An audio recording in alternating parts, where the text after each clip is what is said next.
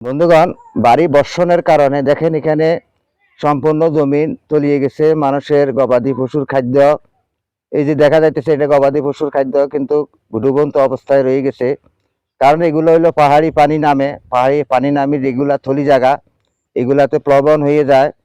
তাছাড়া কিন্তু বাড়ি বর্ষণ চলতেছে, এই যে এখানে পাহাড় পাহাড় থেকে যে পানিগুলা নামিয়ে আসে, তো এই পানিগুলা কিন্তু থাকবে না। যদি এক লাগারে যদি 3 থেকে 4 দিন 5 দিন বৃষ্টি থাকে তাহলে কিন্তু পানি জমাট হয়ে যাবে, তাদের গাছপালা কিংবা সবজির জন্য অনেক ক্ষতিকর হয়ে যাবে। কিংবা শুধু তাদের নয়, কৃষকদের নয়, কৃষকের মাধ্যমে আমিও একজন আছি, আমারও অনেক কিছু ক্ষতি হয়ে গেছে। এই ক্ষতি কেটে উঠতে আমার অনেক কষ্ট হয়ে যাবে, কারণ আমার এখানে বিভিন্ন রকমের সবজি আমার নষ্ট হয়ে গেছে। তো যাই হোক, বাড়ি থেকে অতি বাড়ি বর্ষণ চলতেছে।